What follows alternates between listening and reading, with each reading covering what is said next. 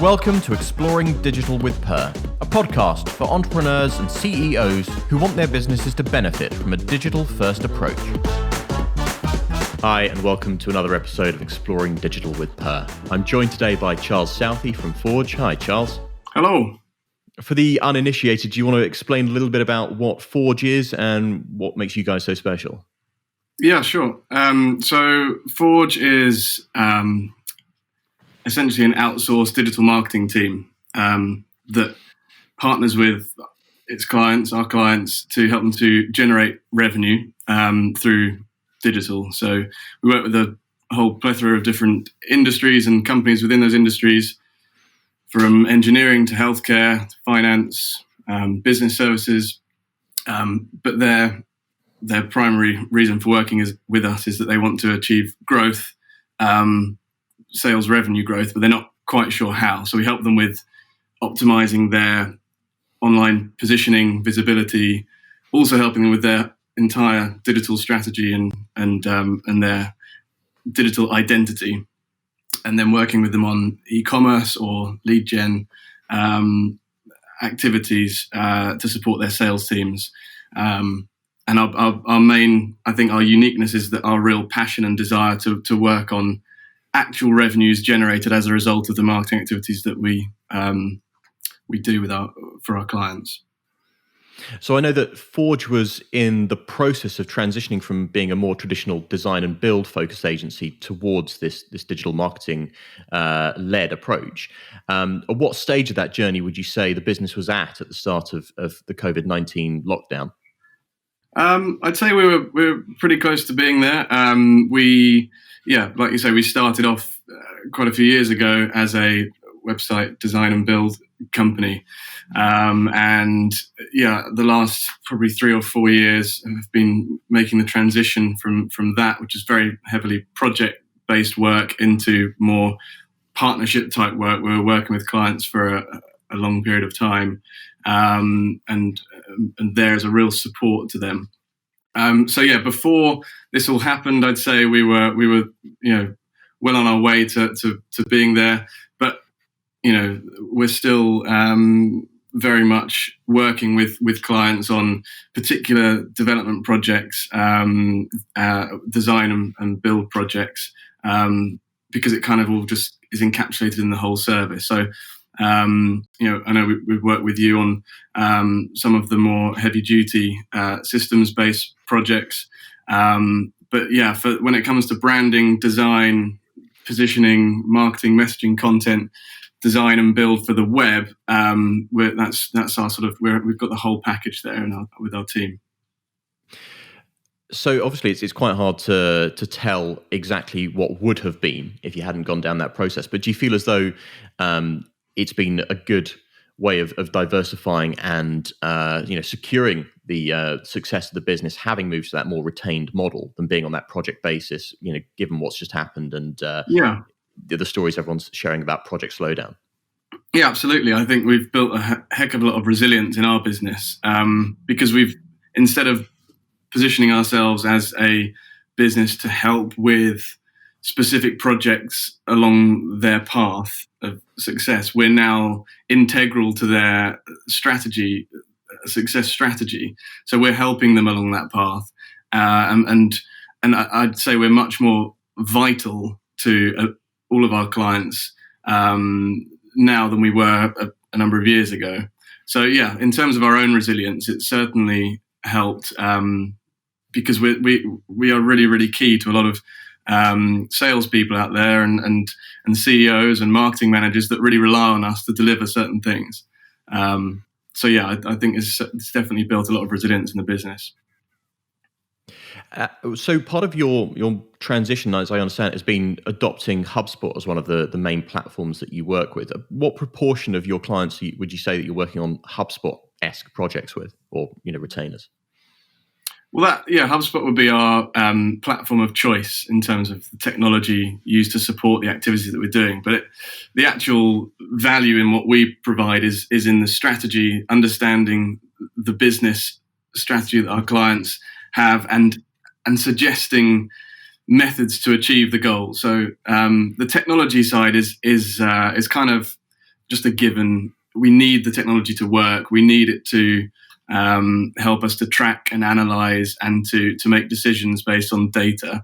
But our value is very much in our ability to understand the objectives of our client's business, taking on board their suggestions and briefs, and then challenging those, taking them further, and then saying, well, here, in fact, is our recommendation.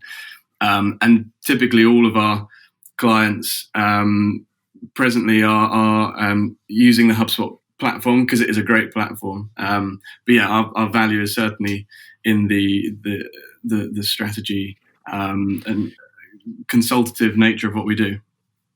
And at a time like now where everyone's marketing objectives are shifting slightly to deal with the situation, I'm guessing there's a lot of strategy work to be done, even if it's revisiting what you've already put in place. So, I think that was part of the reason why I thought this would be a really interesting discussion, because I think a lot of people over the last few weeks, ourselves included, have probably just been thinking, right, we've just got to take it a day at a time, sort things out so that we're changing how we do things, and logistically it's been very challenging, and financially it's been very challenging for a number of businesses. And the number one reason for that is that sales have, in a lot of cases, reduced, or in some cases fallen off a cliff, and businesses have closed temporarily, and companies' abilities to sell and to attract leads and opportunities has just completely has been decimated. And I think we deal with a wide range of clients, but I'd say the more traditional clients that we work with, where it's B2B, a field sales team out going up and down the M1, meeting people, having coffees, going to exhibitions, going to networking events, all these things where that has been for years and years the place where people have been able to open up sales opportunities, that has just stopped overnight and in lockdown. And I think after lockdown, there's going to be quite a period of time where still that's not going to happen. I can't at the moment see any big exhibitions happening for a while. I can't see any even going to have a meeting with a company. There's going to be awkwardness around social distancing. It's just not going to be the same. So this whole method of sales and the approach to sales, I think there's a lot of companies that are sort of waiting to get back to normal and then we'll be fine. But actually, I think there's the period of time now where there's a lot of time to do some work to help when we get back to this horrible term, the new normal. But there's a lot of work that can be done now, and I think a lot of people are not acting quickly enough to prepare for when we get back to in an office, or people are starting to sign purchase orders again. I think a lot of people are waiting, and they're going to start from that point with nothing in their pipeline, and then they're going, oh god, we've got to change everything. How are we going to do that? So there's that, but there's this time now to think about how we're going to sell differently, and that's what we're speaking to our clients about. I mean, we've already been speaking to them obviously previously about how they generate leads, which is probably the single most important part of what we do, is helping them to open up new business opportunities. But yeah, any traditional companies where they've had these reliance on physical events and field sales teams where it's all face to face, that's a significant change they're going to have to make, and they're going to have to do things like this. And people already are, but I'm not quite sure that people have figured out that whole sales model yet of how to actually close business online via video. I think it's a very good point about closing, because so much of what you can do on a remote basis and things like this, it's awareness, it's keeping your face out there, but actually closing a deal, if you're used to taking a contract to someone and getting a signature on a piece of paper, there are technical processes you can put in place, but it's the whole wider sales cycle around it that's so disrupted. And I think it's so interesting that you're talking about this now, when potentially we're on the brink of lockdown, being downgraded in some way. We've potentially passed the peak in terms of intensity, and I think we're all seeing a bit of pickup in people starting to look again at these objectives. So I was just interested to see what sort of whether you had any particular examples you wanted to pick out of clients you've been talking to who've said, right, these are the new objectives, or these are the kind of discussions we need to be having, and how people are preparing, I guess, for a real unknown, yes, but also the absolute necessity to ramp up again. Well, I think technology is a big part of this, and will play a big part in the future. And I think a lot of our clients are already doing this. They're already utilizing video conferencing and video calls. But the biggest focus for me, and the thing that I think I can potentially bring value to the conversation with, is this idea of how we get business through the door, not so much how it's dealt with once we've got it. Because I think that once you've got it through the door, that's another conversation. It's you've got to think about how you can close business, but you can't do any of that before you've actually got the opportunity. So using exhibitions as an example, you have these huge trade fairs in all over Germany that everyone flocks to. They were every day, and that was where everyone went to meet and speak and talk and have a beer and a coffee and talk about doing business, and that has to be replaced with something else. And so our clients are already doing that. We've been doing that for the last few years, and I'd say one of the biggest objections we had when we were saying you should look at new ways of attracting new business. It's fine, we've got exhibitions, don't worry about it. Exhibitions do everything for us. And I'd say even then, if you went to put a number on the value of the leads generated from exhibitions, firstly, it was hard to do. Secondly, they probably weren't that great. So with our clients, they're already... It's more just that because everyone attends the exhibition, you can't not attend the exhibition. Yeah, and in a way, I think what's going to be interesting is it's a bit like when tobacco advertising was banned on F1. Suddenly everyone all the tobacco firms just saved money on advertising because they were still making the same sales anyway. And people might realize that it was effectively a war of attrition in the first place. It's not cheap to attend these conferences. It's not, people spend hundreds of thousands just on putting their stand and their exhibition showpiece together. And there are so many costs that just get, lumped in. Is there a more efficient way of generating, as you say, potentially the low number of low quality leads you get out of it? I think all of our clients, certainly, and hundreds and thousands of other companies in the UK that are really, really good at what they do. They have some fantastic IP or process or something that only they're really good at, or a small number of people are really good at. And they do really well. They've got, they're profitable, making good revenues. And for some reason, something's happened where they need to grow. They've been doing good revenues, but they haven't really grown for a long time. Everyone's happy, but something's happened where they want to get to the next level. It could be second generation family business. It could be investment from somewhere.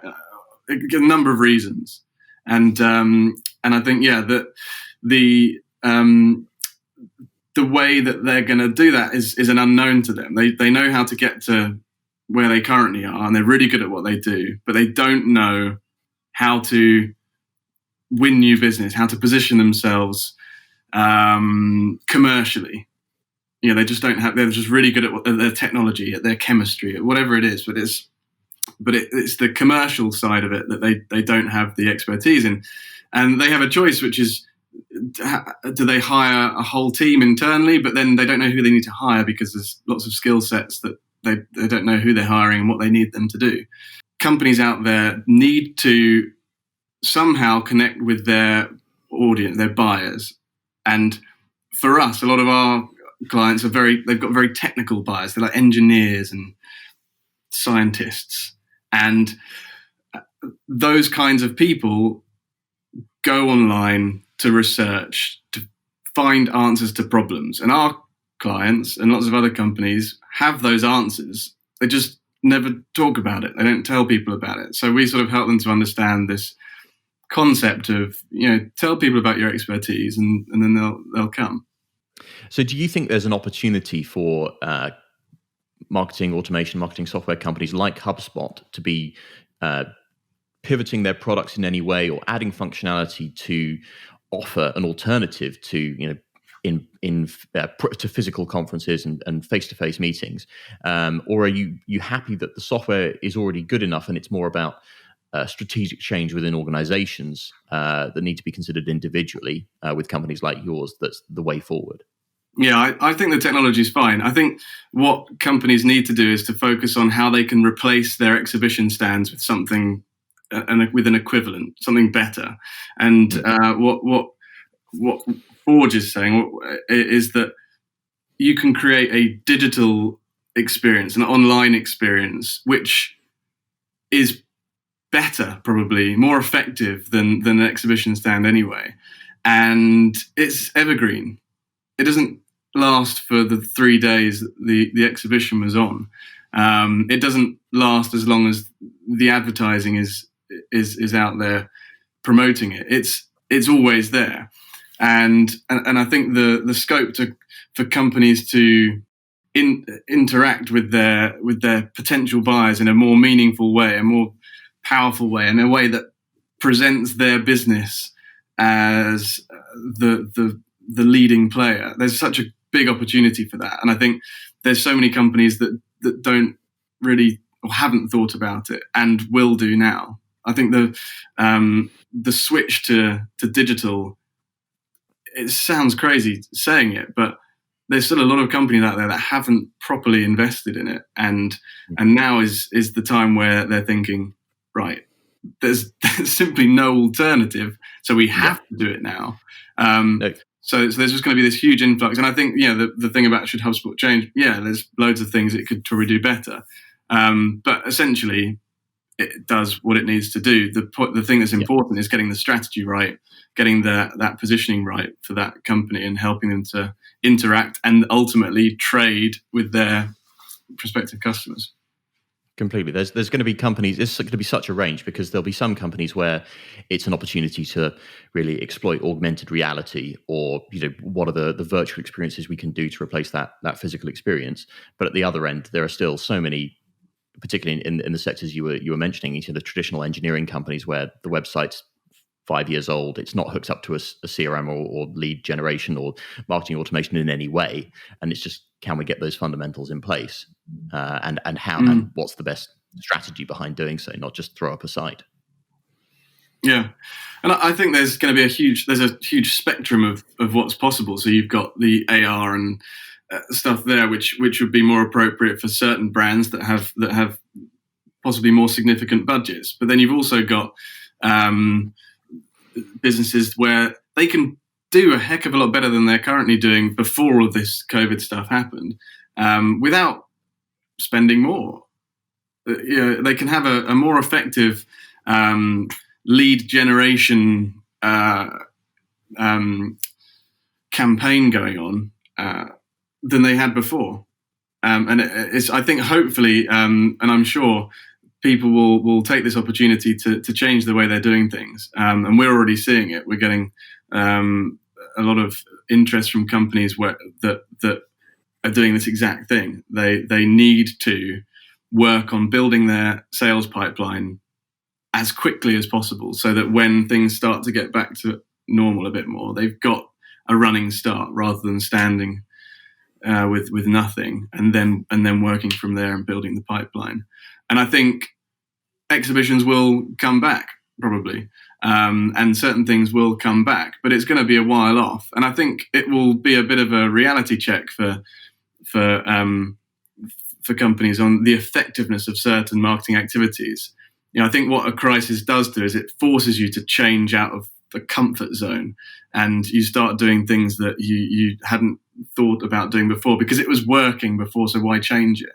So when it stops working, you then switch to something new and go, God, why didn't I do this 5 years ago? Yeah, absolutely. I think there's, as you say, so much opportunity, and it's just, can everyone move quickly enough to implement these things?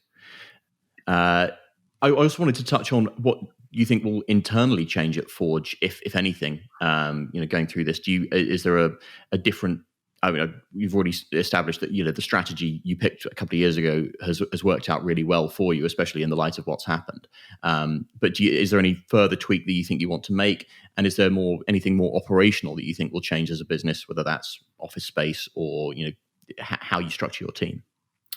I think there'll be a whole host of things, and the one that comes to mind, which you mentioned at the end, is where we work and the future of the office space. So I've always felt like, the office is the most important place in the world. And I think one of your previous podcasts, you said about furnishing the office so it looks really cool. And I think our industry is really guilty of that, and we're guilty of that. But I think it's still important. I think an office is still important. It's still a hub. It is still the central point of any company. I still don't like the idea of being fully remote. It just doesn't sit well with me. But I do definitely feel that Forge will change in where people are working. Definitely, I mean, we're forced to now. For the immediate and for the short term, I'm sure we'll be forced to as well. But I think I'm going to have internal discussions with everybody as a team and say, let's look at this and how should we do it moving forward? How people like to do it, and how would it fit well with what we're trying to do? So I think the office space is certainly an area that will be changing. So as we grow to 30 people, 40 people, 50 people, I was thinking in the back of my mind, that office is going to get expensive. But, so there's an advantage as well.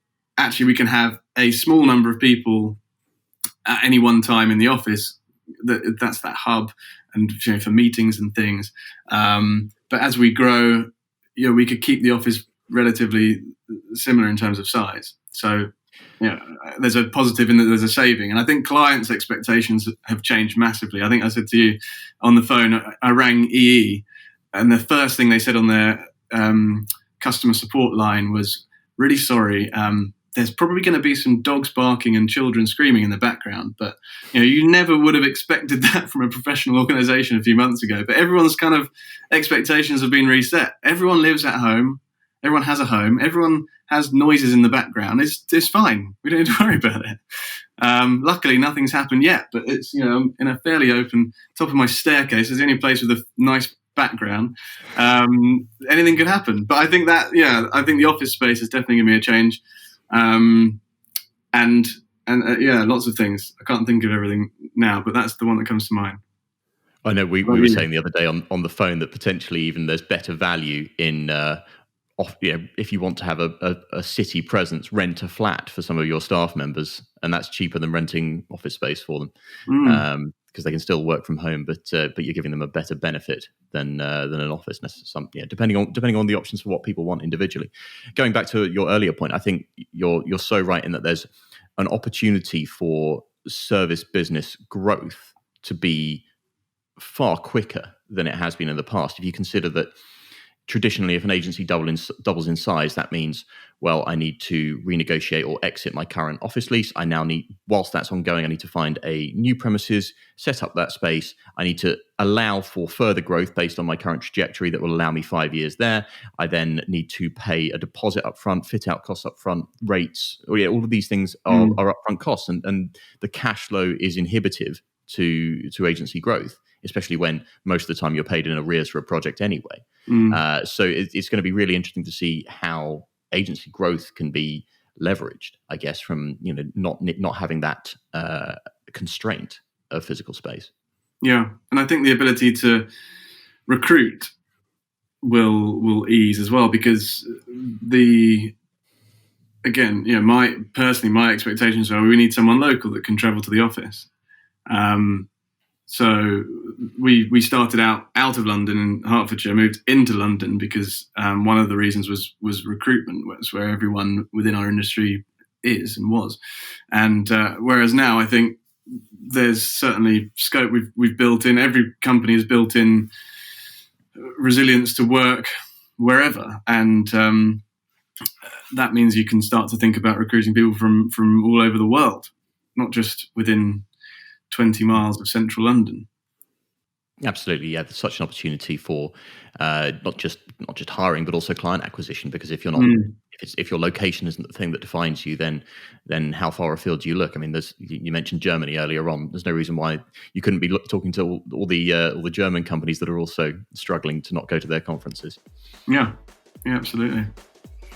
Fantastic. Well, look, Charles, it's been fantastic speaking with you, and best of luck with all that Forge is doing and helping all of your clients through these interesting strategy challenges they're facing. No, thanks very much for having me on, and speak to you soon. Absolutely, stay in touch.